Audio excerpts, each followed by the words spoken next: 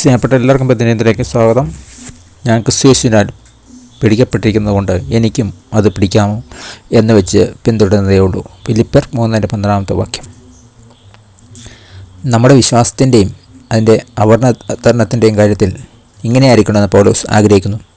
ഫിലിപ്പിയർ 3 ദൈവ മുൻപിൽ നേട്ടങ്ങളുടെ കണക്കുകളുമായി നിൽക്കുന്നതിനെ അദ്ദേഹം നിരാകരിക്കുന്നു. വാക്യം 7-8 പകരം ക്രിസ്തുവിലുള്ള വിശ്വാസം മൂലം ദൈവം വിശ്വസിക്കുന്നവർക്ക് നൽകുന്ന നീതിയെ പുൽകാൻ പഠിപ്പിക്കുന്നു. ദാനമായി ലഭിക്കുന്ന പാപക്ഷമയും വീണ്ടെടുപ്പും നമ്മുടെ ലക്ഷ്യത്തെയും താല്പര്യങ്ങളെയും വ്യത്യാസപ്പെടുത്തുന്നു. ഞാൻ ക്രിസ്തുയേശുവിനാൽ പിടിക്കപ്പെട്ടിരിക്കുന്നതുകൊണ്ട് എനിക്കും അത് പിടിക്കാമോ എന്ന് വെച്ച് പിന്തുടരുന്നേ ഉള്ളൂ. യേശു നമ്മുടെ വിജയം ഉറപ്പാക്കിയിരിക്കുന്നു. ഇനി നമ്മുടെ ദൗത്യമോ? ഈ സത്യത്തെ മുറുകെ പിടിച്ചുകൊണ്ട് ദൈവത്തിന് ദാനമായ സുവിശേഷത്തെ സംശയിച്ച് തകർന്ന ലോകത്തിൽ ജീവിച്ചു കാണിക്കണം. മറ്റൊരു വിധത്തിൽ പറഞ്ഞാൽ നമ്മൾ വിശ്വാസത്തെ നമ്മുടെ സ്വന്തമാക്കി മാറ്റുക.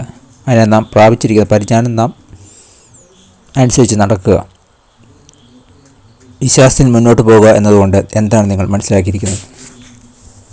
മുൻപോട്ട് പോകുന്നതിന് നിങ്ങളെ പ്രചോദിപ്പിക്കുകയും നിലനിർത്തുകയും ചെയ്യുന്നത് എന്താണ്? പ്രാർത്ഥിക്കാം. യേശുവേ, അങ്ങയുടെ രക്ഷാകരമായ വീണ്ടെടുപ്പിനും ക്രൂശിലെ സ്നേഹത്തിന് നന്ദി. അനുദിനം കൃതജ്ഞതയോടെ വിശ്വാസം ഉറച്ചു മുന്നോട്ട് പോകാൻ എന്നെ സഹായിക്കണമേ.